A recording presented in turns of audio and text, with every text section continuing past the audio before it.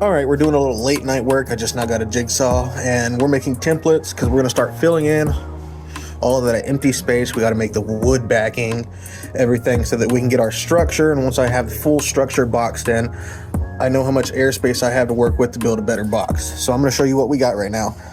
So I've said before, we got to fill all this in with wood. That whole deck's going to be covered. This is going to be covered. That's going to be covered. It's going to come all the way to the ceiling. But we have an empty space, and I want to start with the sides. So this is what I did.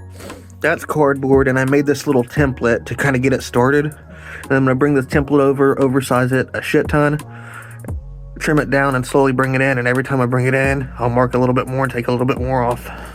This right here is just some 7/16 construction sheathing.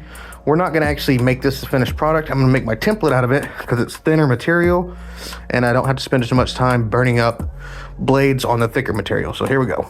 So I'm going to lay this down on here, and then I'm going to trace it out as well as I can, and then I'm going to add where I know I'm missing. I took some measurements, went and got me my little shitty tape measure, and I know the top to actually reach the corner, I need to come over 7 more inches, and the bottom, I need to come over 3 more inches, and then continue that loop. It's kind of an egg shape, and it comes out 3.5 inches from there. So we'll work with that.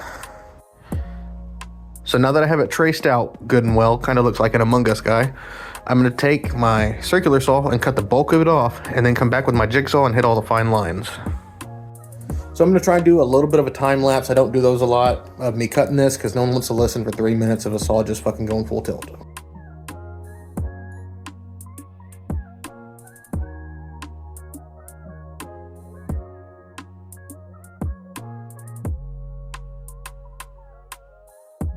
All right, so we got that piece cut. We're gonna go in the car, try and test fit it. I know it's not gonna fit, it's not meant to, it's supposed to be oversized, and that's okay. All right, we're gonna go in there, we're gonna test fit it. I'm gonna take my Sharpie and mark some stuff off.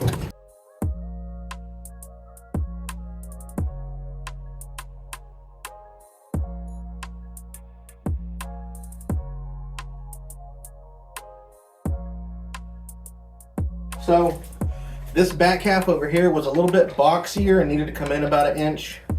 And then I was slightly off because I forgot the top half.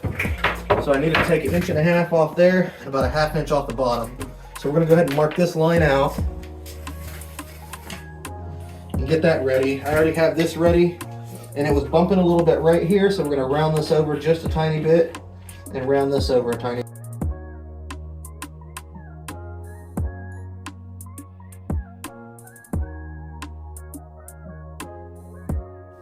All right, time for another test fit. We'll go ahead and see how it fits this time.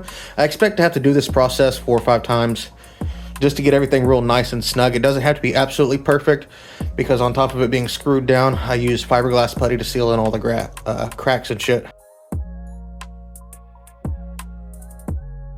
So that cut is looking really good. It fits almost perfectly. There's just a tiny bit of trimming where the seatbelt hits, and then I have to put that inevitable cut because it actually is like that inside the car. So we got to make a notch for the seat belt, about 5 inches up and 1/2 inch in. So that's that. Now the across the line cut we got to do, it's a sketchy one, but the window and the window frame has a bend in it. So right about here, we have to cut it because it's going to be folded slightly. So we got our cut, it's right there. Now I'm going to use some duct tape to keep it together, but not together like this, together from fully separating, so it can still bend and I can go inside the car and make sure that fits good. All right, now that the taping is done, we're going to go test fit it again because you got to do this so many freaking times to get it right. All right, let's get in there and do this again.